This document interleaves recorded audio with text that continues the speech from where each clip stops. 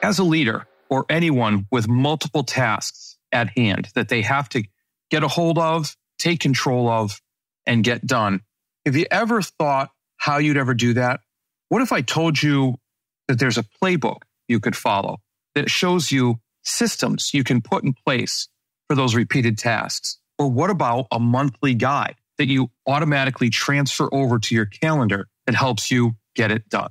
Hey everyone, Dr. Jones here with another episode of Seeing to Lead, the podcast designed to help leaders solve those everyday problems that arise. And this week is part 2 with Dr. Rhonda Rose, the author of The Deliberate and Courageous Principle. Rhonda shares so much information with us in this episode about that principle playbook, that principle monthly guide.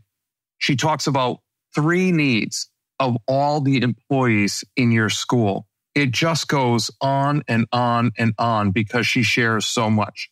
Just as a reminder, in her first episode, she talked about the 5 courageous skills principals need to effectively lead and improve schools. This episode, she talks about the 5 deliberate actions principals need to be performing to lead schools to greater heights of success. It has to do with establishing a vision, clarifying your essential work, creating teams to move that work forward, taking action instead of being busy, and leading effective meetings. The most impactful one to me personally was that, taking action instead of being busy. I think a lot of you out there can relate to that. So once you've listened, don't forget to subscribe, rate, and review the show. It helps spread the word and spread the value much more than you realize. I'd be personally very grateful. Now, enough of that. Let's get to hearing all this fantastic value from Dr. Rhonda Rose on Seeing to Lead. Really see the people who are working with you and for you in your building. Every single one of them. See them and know them and love them. Even sometimes as obstinate as a few of them can be. That's number 1. And the second thing that I'm very passionate about is really give them clarity on the work and take off as much as you can. Because the real work of doing rigorous, engaging instruction, that's all I want on teachers because that's hard. So I want to give them that clarity and take off absolutely everything else I can off of those teachers' plates.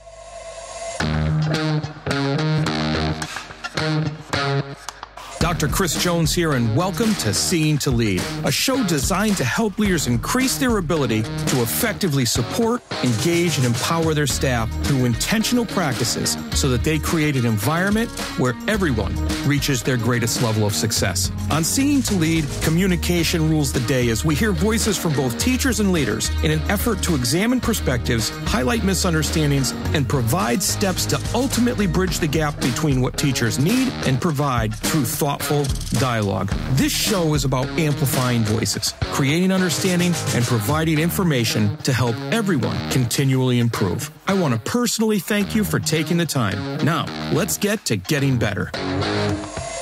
Hello, all my listeners, and welcome to part 2 with Rhonda Rose on the Deliberate and Courageous Principle. For those of you that didn't tune into part 1, you really need to go back and listen to it for a number of reasons. 1, because Rhonda offers us some fantastic advice on how we can be deliberate and courageous as leaders. But 2, because she started with the second portion of her book. Her book split into 2 different parts. We have 5 courageous skills and 5 deliberate actions. And many of you realize that without skill, you can't have action. And action is where things get done. So make sure you go back and listen to the first one. But for those of you first listening to this and are going to continue with this, I just want to tell you a little bit about Dr. Rhonda Rose. She's an educational consultant coaching principals, district leaders, and administrative teams in the complex and ever-challenging work of leading schools. Rhonda is a former director of middle schools in New Albany, Indiana, where she led curricular improvement, aligning those efforts with the district's progress in becoming a professional learning community. She's also served as a guidance counselor, English teacher, middle school principal and district administrator. And Rhonda also has taught graduate courses in educational leadership. This is going to be a great conversation again, because the reason there's a part 2 is we had such a great conversation the first time around. So Rhonda, welcome to part 2. Thank you, Chris. I don't know how to explain to your podcast listeners that somehow we just developed a quick, tight friendship right out of the gate. We got to talking way too long. Yeah. Thank you for having me back, Chris.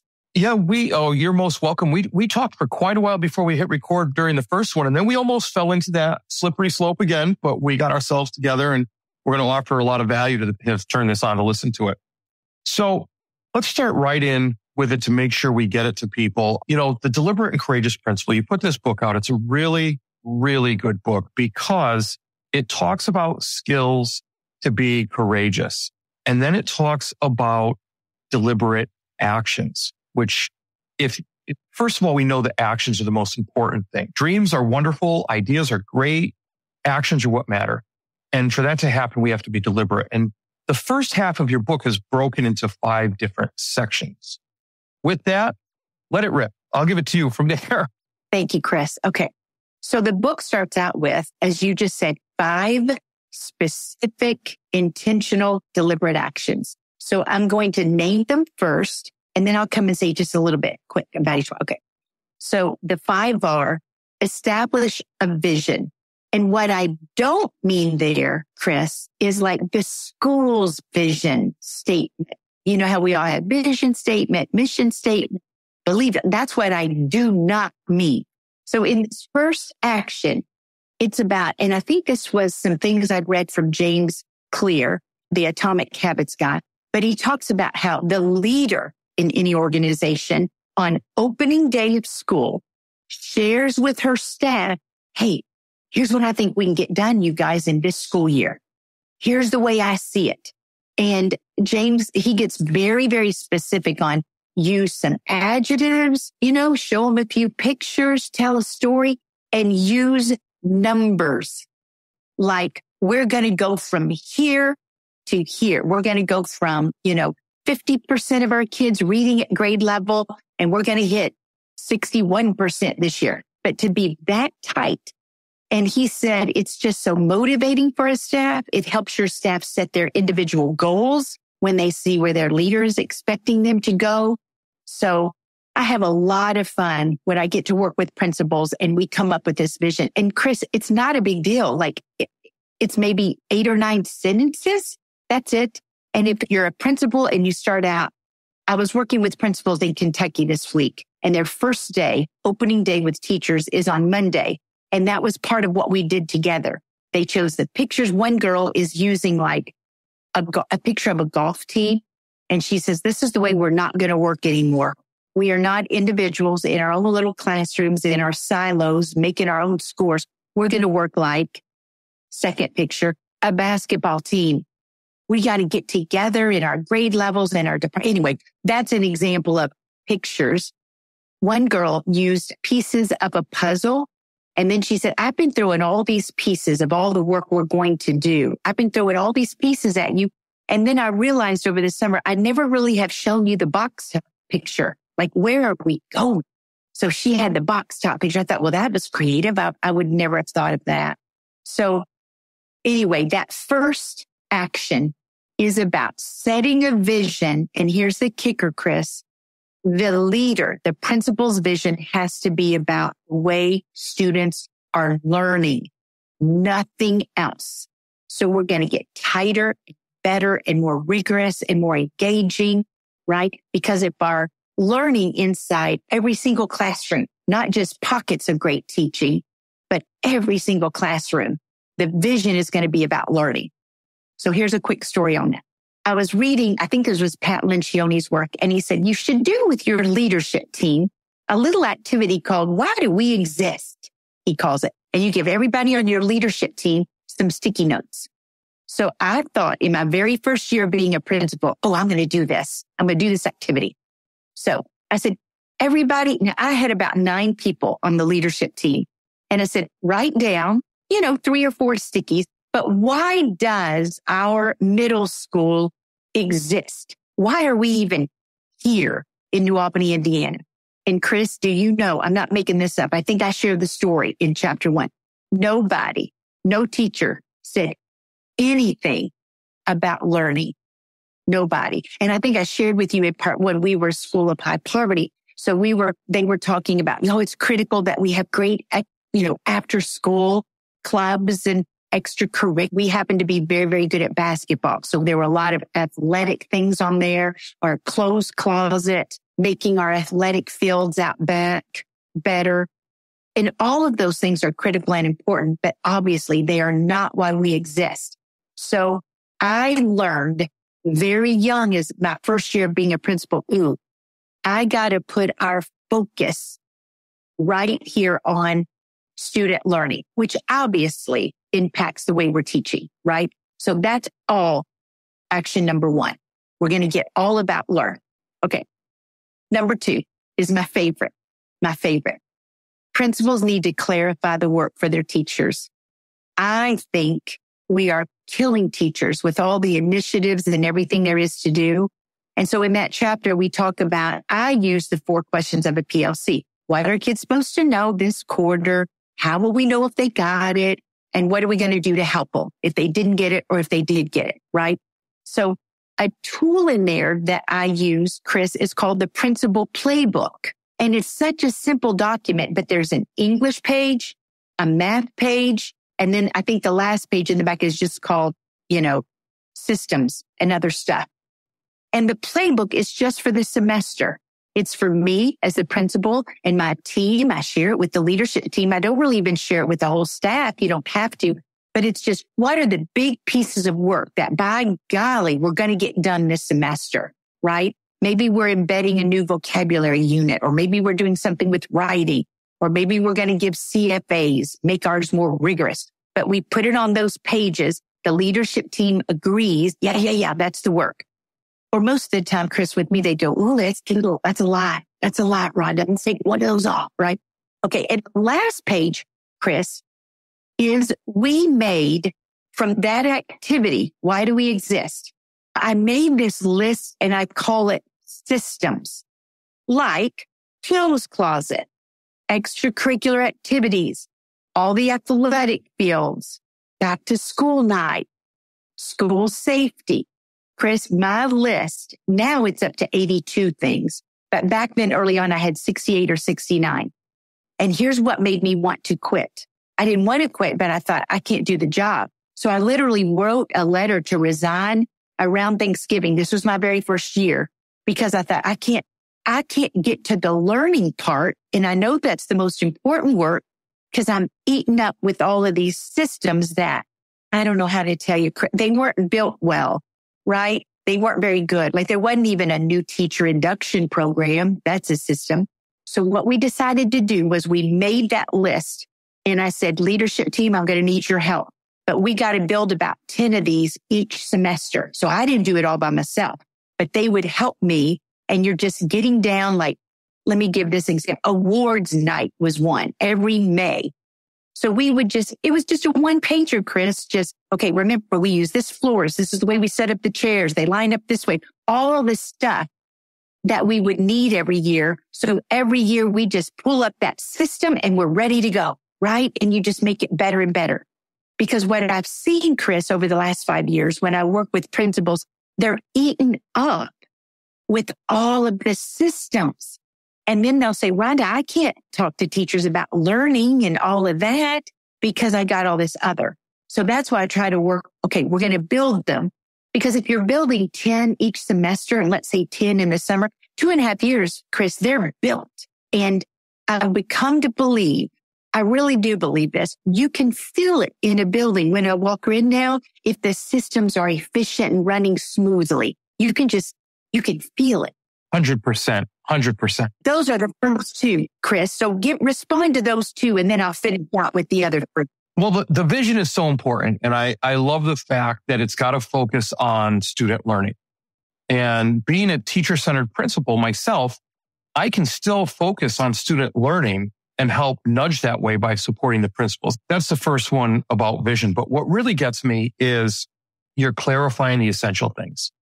because any leadership position, and I do believe teachers are leaders in their classrooms, it's overwhelming. If you don't have systems in place, it's like you're playing whack-a-mole.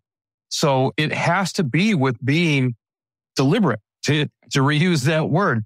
And I just think to even my schedule, my daily schedule, I time block in my calendar. And so I have certain times during the day that are blocked off for different things.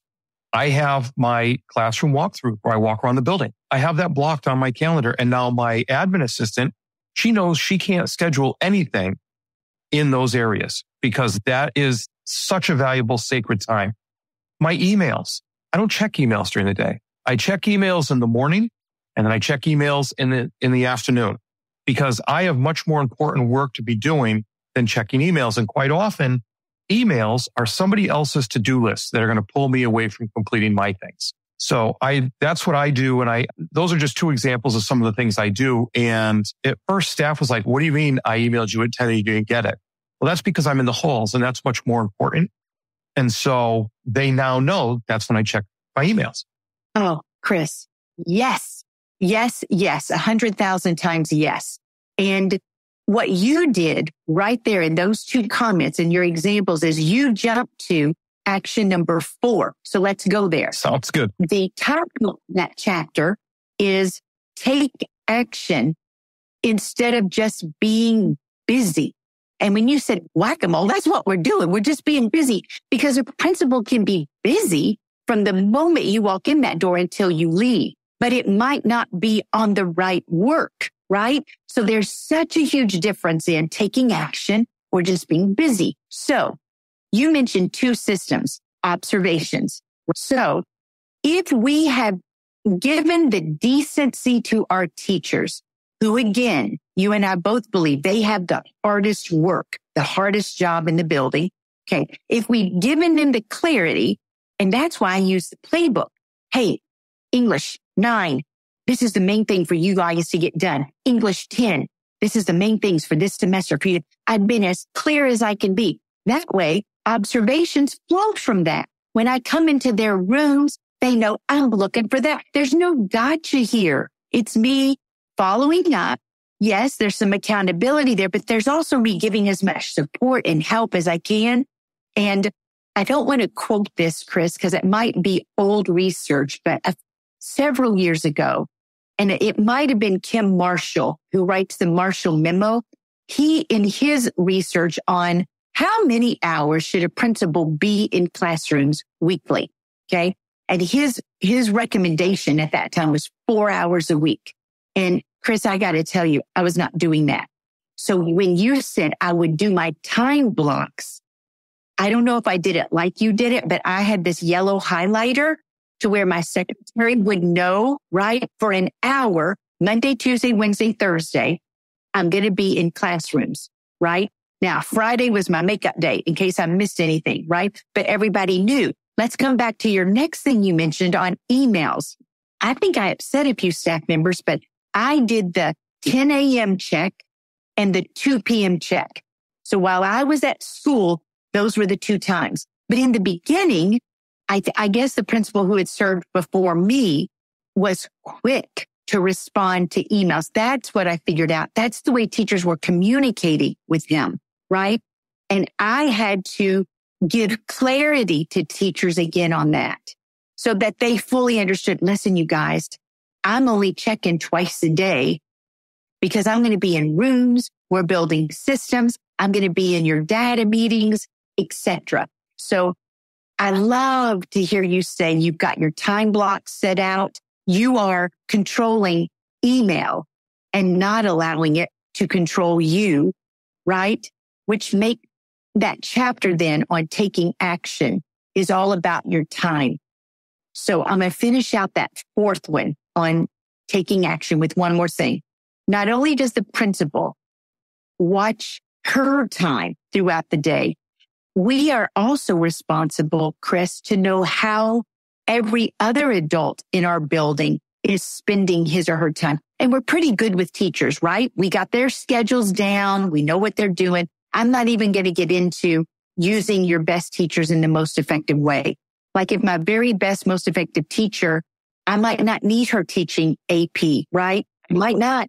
I might need her down with these freshmen who can't read, right? Anyway, but we've got to schedule them well. But then I put up on our whiteboard every single instructional assistant we had and how are we using their day? Because we had them doing a lot of non-important roles. And I don't think they felt relevant or seen. So we really gave them PD on math and English things that we were working on. And they would run a tier 2 group themselves, overseen by a teacher. And then they ran small groups all day long.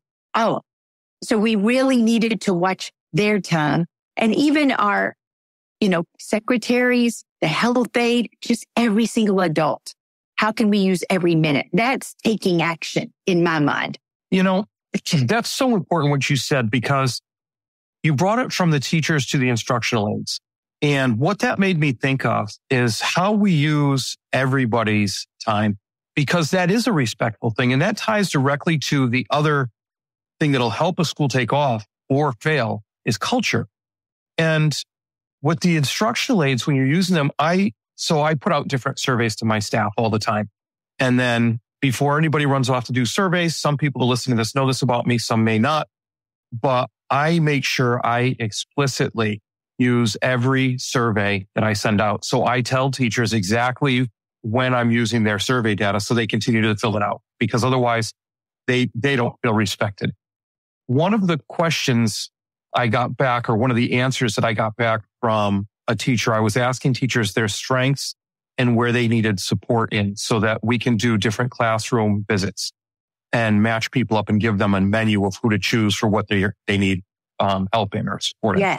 Yes. One of the paraprofessionals said, I want to have time to get to know the teachers who I work with during the course of the day better. And so by carving that out, I'm going to improve the culture for that teacher, for that paraprofessional, and the teachers get to know this other person. She's a fantastic paraprofessional. They get to know the value of the resource that she can be for them. So that's so important what you're saying about every person. We often talk about all means all with students. All means all with staff too.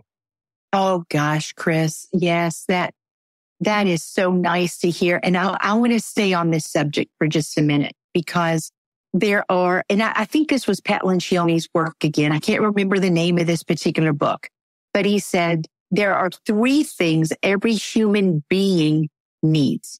3 things. The first one is not to be anonymous. So we have to know our people and know a little bit about their family or what makes them tick. What are they interested in? And that's a sincerity, right?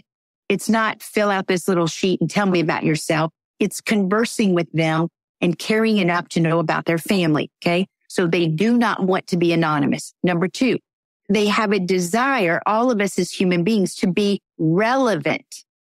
Now, teachers, I think, understand their relevancy. I'm here to teach these things, these standards, and to make sure kids can do them, right? But when you come back to our instructional aides, I don't think mine knew their relevancy.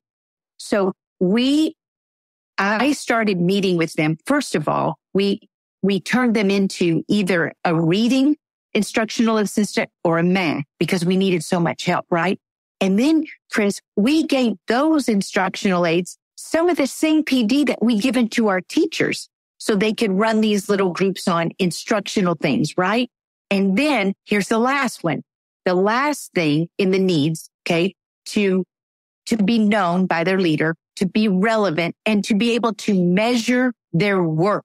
So with these instructional aides, we gave them on a couple of groups that they ran each day. Now these groups, Chris, they might only have 5 kids in them, maybe 6. They're overseen by a teacher for certain, okay? Many times the instructional aide could run these groups in the same classroom where the teacher is working with other kids, but the instructional aide would know, okay, on this particular skill, maybe it's, a 5th grader trying to multiply fractions, right? Here's where they're scoring right now, 40%.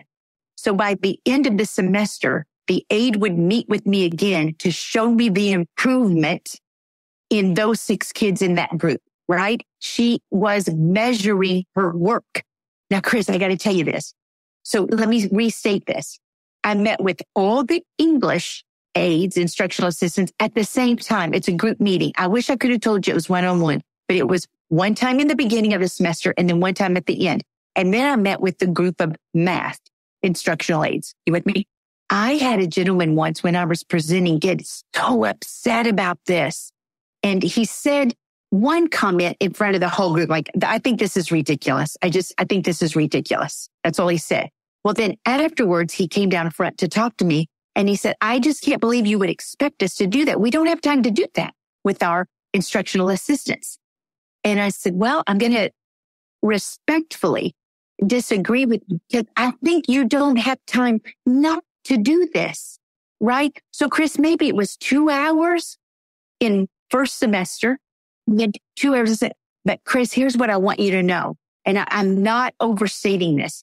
The difference it made for those human beings to know how much they mattered in that building, it really did change the culture there for us. So I thought the next year I took it down one more to our secretaries, the health aide, my lead custodian. I did the same thing. I wanted to make sure they knew I knew them. I cared about their family. So here's Bo was our lead custodian. Okay. So we met. Bo, here's my list of everything driving me nuts in this building, right? The wallpaper's peeling over there. We would do a monthly walkthrough. Sometimes he'd want to do it bi-weekly. We'd walk through there. And then I said, Bo, you prioritize for me, right? What 5 do you think you can get done until we meet again? Well, Chris, people, they just kill themselves to get stuff done because they're measuring their work, right? And here's the last story I'll tell. Our health aide was the nicest woman you've ever met. Her name was Susan. Okay. It's because Susan loved children so much, she wouldn't kick them out of her office, Chris. They were staying in there like a couple hours, right? Complaining of a headache or they bumped their toe or something, anything to get out of math class, right? So teachers started just expressing their concern, like, Rhonda, our kids are in the health aide office a lot. So I sat down with Susan. I said, Susan, here's what we're going to do. First of all, right? I knew Susan and her family. And I had to explain to Susan, you're here to help us keep kids healthy and to get them back in their classroom as quickly as you can. So you're going to chart this for me this semester. Like, how quick is your turnaround? And the other thing we're going to add is this, Susan. I'm going to make a rule for our middle school, 1,000 kids. No student can come to your office between periods. They got to go on to their next period and get a pass from their teacher to get to see you, right? Because they were overtaking her, Chris, between periods, right? Oh, yeah, Rhonda, that'll take a lot off of me because it's hard for me to turn them away if they don't feel good, she'd say, right, Chris? That once she knew it was a concern, she did so much better. I can't even tell you, right? So the time that it takes to meet with these people, now with your custodian, with your health aide, with your cafeteria manager, with your secretaries, those are one-on-one. I didn't do those as a group, but it's every bit worth that time. That's why it's in chapter 4 about take action with every single person. So I don't know if principals who are listening to this, Chris, are going to think, wait, that's way too much. That's just expecting too much of us. I hope not, because I think once they do it one time, and for those who are already doing it, they know it makes such a difference within your building. They can't afford not to. It's not a matter of I don't have time. Like you just said right at the beginning of that, you don't have time not to. I think most are not doing it, Chris, because we're so overwhelmed as leaders, right? That it's just somehow we got to get that up on our priorities. So like on my principal playbook, it's going to be on there. Well, in fact, let me tell you that somewhere in there, what chapter is this? I forget, but there's a principal monthly guide. And I had a dear friend. He was principal at the high school. I was principal at the middle school. He came by. Oh, it was right before school started, my first year. And he threw this document on my desk. He said, there you go, Rhonda, use this. I said, John, what is that? He said, it's a principal monthly guide. Now that's mine, but that's everything I do in August.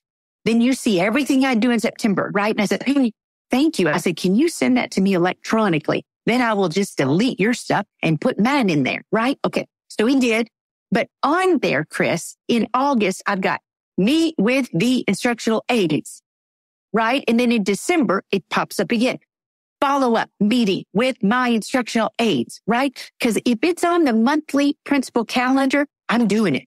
Oh, I'm doing it, right? So once you prioritize that work and get it on your monthly calendar, I think once somebody does it, they would never not do it again, if that makes sense. That makes 100% sense. One time I did something just because I wanted to do it, and then I made a habit of it. And it was just a feel-good thing for me, but it made people feel so much more valued. That thing I'm talking about is I served lunch. I hopped in the lunch line and helped make sandwiches for the kids. And it was so funny. The women that were working with me were like, oh, no, you'll be fine. No, I had to wear a beard net. Like this was a big thing. And they were like, no, you'll do fine. And I was like, I don't think I can handle that. You know, if they order a sandwich, you have to have so many slices of this meat, so many slices of that meat, so many slices of certain cheese. And I couldn't do it. But we sat there and laughed about it. We took pictures of it. We just had a blast. And the kids were a trip when they came up. Like they looked at me standing in this beard net. Some of them looked at me and they couldn't help but laugh. Oh, with me having this beard net on this stuff. And just kind of looked at me strangely like, wait, aren't you the principal? I'm like, yeah, but what's that got to do with anything? I can serve lunch just like anybody else. Pick up a broom, sweep a hallway, do something, but just to show that you're part of everybody and you respect their position. I love that. That reminds me, Chris, and I never did that serving lunch. You're making me think of just, on cafeteria duty. And we had we had 4 different lunch rotations, and I would always serve or work in one. But I would eat with the kids, right? I've got way too many pieces of school pizza on my bum. I loved it. But anyway, I too much of it. But I would grab my pizza, whatever, and then I'm just going to sit down at a kid's table. And you know how this goes, Chris. They tell you everything. Yeah, they do. Yeah, they do. Right? I mean, they tell you that. Oh, wait, you made me think of what was the other thing I was going to tell you? Well, it left me. It might come back to me. I'm sure it'll probably come back. Chris, here's what it is. Sometimes with kids who had special needs, and sometimes if they needed to be changed, right? Some of these difficult things. We've got middle school children for whatever reason, because of their life and circumstance, needed to be toileted and changed. Now, Chris, that's one I put on my rotation too. If our instructional aides are going to be doing that, no, it's not in our job duty. Right? And I knew it wasn't on all of it, but on these really difficult ones, I thought, hey, you put me down for a quarter. I'm going to take my turn too. I'll do it too.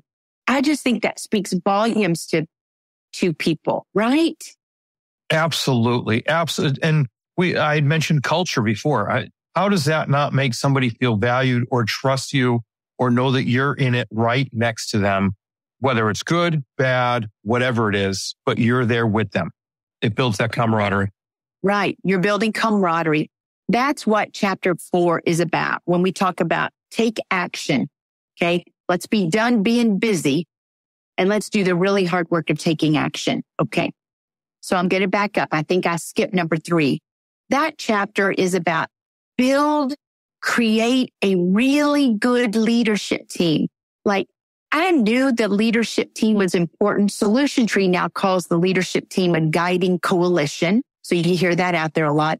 But I didn't really know how important they were. So I really used those people. I think we got our team down to about 8.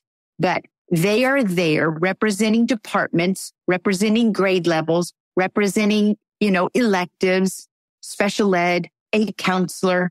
We tried to keep the leadership team to learning, right? And they helped me with everything I'm trying to get done on that principal playbook. They would communicate out. So that chapter is all about the necessity and the importance of using your leadership team well, right? That's what that was all about. And then the last one, the last action is chapter 5. And I don't know how people respond to this one, but it's like lead an effective meeting, for goodness sakes. we got a bunch of yuck meetings, right? Going on out there. Oh my goodness. And now there are 6 different meetings in there. And at first, I'm sure people go, oh my gosh. But we got rid of a lot of committee stuff, right? The leadership team might lead a committee, but it really ran through the leadership team. But I talk about the faculty meeting once a month and how important those are to communicate and show off curricularly how well your staff is doing. There's the office team meeting. You meet once a week and it's the assistant principals, the counselor, our SRO would come in. Sometimes my secretary would come in. And this is all the stuff in the systems. This is not all about learning. This is going to be, they're throwing grapes in the cafeteria, right? Yep. Whatever the issues are, right? Our fire drills don't work, whatever's going on. That's the team weekly, right? And I get very tight in how we run those meetings. It's called a lightning round. And maybe the podcast listeners could learn about how the lightning round works. But what happens at the end of the lightning round, the principal goes, you know what? We got 1 hour.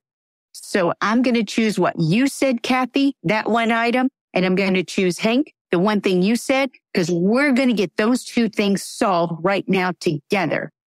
I think Lencioni says, quit having beef stew meetings where everybody brings up all these topics, all these ingredients, and you just wallow in it a while and nobody accomplishes a thing, right? 100%. And that one of the other meetings is called the topical meeting. This was new to me, Chris, but it helps. So in that office meeting, let's say somebody brings up Rhonda assessment. We're getting ready for assessment. It's a mess. We don't have, our iPads aren't recharging. We don't have enough bandwidth. We don't have the tickets rent off from the state. Just all these issues about assessment. So I learned through this training that, okay, that's a topical meeting. So here's what I'm going to do. I'm going to set an 1.5-hour meeting, and the only topic we will discuss is assessment. But I'm only going to have the people come who have to be there. So it might be, yes, the counselors. It might be our tech guy from the district. I might have our assessment coordinator, Sally, on the phone with us to help us solve all the issues. And then we meet, get all the details answered, and then we report back, right? So anyway, I changed the way I did meetings. And that last chapter, that last action of lead effective meetings is where all that information is. And here's where I'll end on that one. I think we were like 4 weeks into school and I was getting ready to have a faculty meeting and I could see a bunch of coaches outside the window panes there in the commons area. And my secretary came in and said, Rhonda, I think this is going to upset you, but I'm just the messenger. I said, okay, Barbara, what's up? She said, well, all of the coaches out there, you see them. It was the dance coach, the football coach, the assist, all those. They don't have to attend your faculty meeting, do they? Because they've never attended before, but they're just making sure. And I said, what? And I said, oh yeah, they need to attend. You tell them I'll see them there. I'll see them there. Right. So Chris, that's how we had to change things. But in the past, no wonder people don't want to go to a faculty meeting. Right. So I had to make the meetings worth their time. We had to get the dance team covered until Jennifer could get there. You know what I mean? But we worked it all out. And then they knew. And I want to say that they didn't want to miss, right? Because, and you can, that's in the book for your listeners. There are only 3 things we did in a faculty meeting. But anyway, I've rambled all over the place, Chris, but those are 5 actions right there. Chapter 1, that one on the vision and being all about learning. Honestly, Chris, there's the hardest work. It's right there. Being a principal that cares about learning. You haven't rambled at all. You just gave like a 30-minute masterclass on purposeful action in a school. I mean, all the things you said have so many lines that can be pulled from them as to what works best in schools and why. And a lot of it has to do with culture, people feeling valued and respecting everyone in the building. It's just knowing where you're going, being clear about it, and respecting people. You don't have to be hard on people to get them to go where school needs to go. You don't have to be disrespectful to people because of some made up invisible station that they occupy within the school. If everybody's rowing in the same direction, that's where you get results. That's how you got the great results that you got, is because of these things. I mean, this is just such a fantastic resource for people. I could talk about it all day long. Supporting your teachers and students seems to be a struggle. They just don't seem to be engaged. You wish they would take more responsibility for their learning and culture of the building, but they just don't seem to be empowered enough to do it. So, my question is, have you checked out the book Seeing to Lead yet? It's all about creating a true educational experience where learning, growth, leadership, and community take center stage. Full of strategies and resources, Seeing to Lead is about attaining that goal by employing a model that supports, engages, and empowers all individuals to become leaders themselves. Pick up a copy today at seeingtolead.com. That's seeingtolead.com. Remember, you don't become a leader and then decide you need to support and recognize others more than yourself. It is the moment you realize it's about supporting and recognizing others that you become a leader. seeingtolead.com. So what I'd like to do is, as we wrap this up, I have 2 questions for you that I've been dying ever since we talked last time to ask you. So if you weren't in education, now I know you do the consulting work and things like that, but it's still education. If you weren't in education or an educator, who, not what, would you be? Well, I was ready to answer what would I be, but you just said, who would I be? I did. You did. You said, who would I be and not what would I be? Wow. Well, I was ready and prepared with the what I probably would have done as a career, but I'm going to answer it this way on who would I be? I would still be a person somehow, Chris, in service with other people. I know that much about myself. I need to be with other people who the career is about something where we're trying to help and make other people better. That's fantastic. That's a little broad and general, but I know it would have to revolve around that. But it begs another question. Because you're a fantastic person, what was your answer? Okay. Now, it's not going to go along at all with what I just... That's all right. Okay. Chris, not even making this up. If I had not been a teacher, principal, administrator, really, Chris, I think I could have been an anchor on Good Morning America. You with me? Don't even laugh. Right? It's in me. It's real. I wanted to do that since I was in high school. I started college that way, right? In TV broadcasting. And then for multiple reasons, I switched and became the English major right into teaching. But I have to admit to you, Chris, it's still inside me. That's awesome. But now the way the world is, I don't know. It's gotten so negative, but I'd still like to do it just for fun. That's awesome. That's fantastic. So here's where some more value comes in. Like, you haven't offered enough already, but what's the most important piece of advice you would give to leaders as they work to better support, engage, and empower those they serve? I think it's 2-part answer for me, Chris. And the first part is this. Really see the people who are working with you and for you in your building. Every single one of them. See them and know them and love them. Even sometimes as obstinate as a few of them can be. That's number 1. And the second thing that I'm very passionate about is really give them clarity on the work and take off as much as you can, because the real work of doing rigorous, engaging instruction, that's all I want on teachers, because that's hard. So I want to give them that clarity and take off absolutely everything else I can off of those teachers' plates. Fantastic. Folks, you heard it here first from Dr. Rhonda Rose. Look, Rhonda, all the value you've you've given us in these 2 episodes. I can't thank you enough. I've got all kinds of notes. I told you I read the book. And when I was skimming through the book at first, it quickly became a book that I needed to read. So all the other skimmings got put off. If really purchase this book, I'll put a link in the show notes for it, The Deliberate and Courageous Principle, but I'm sure you can purchase it anywhere.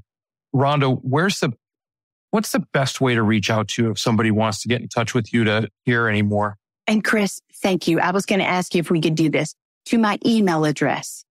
And the email address is, and you can link it there in your show notes, but it's Rhonda, RHONDA, Rhonda.bluebird@gmail.com.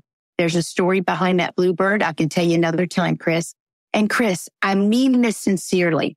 It means so much to me if someone's read the book and they reach out to me through an email, and usually they'll say, hey, I like this part, but what did you mean by this or that or the other? I can't tell you how much that means to me.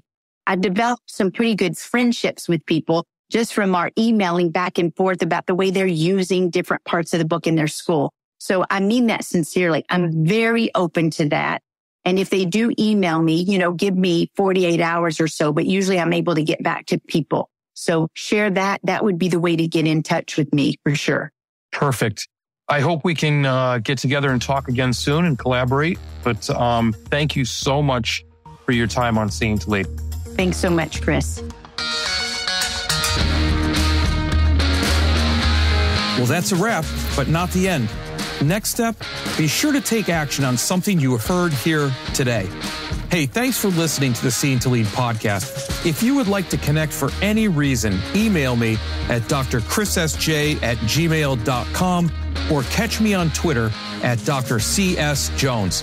If you've gotten any value from the Seeing to Lead podcast today, you can help me and other leaders create a world-class environment through a teacher-centric approach by subscribing to the show, leaving an honest rating or review, and sharing this episode on social media with your most valuable takeaway.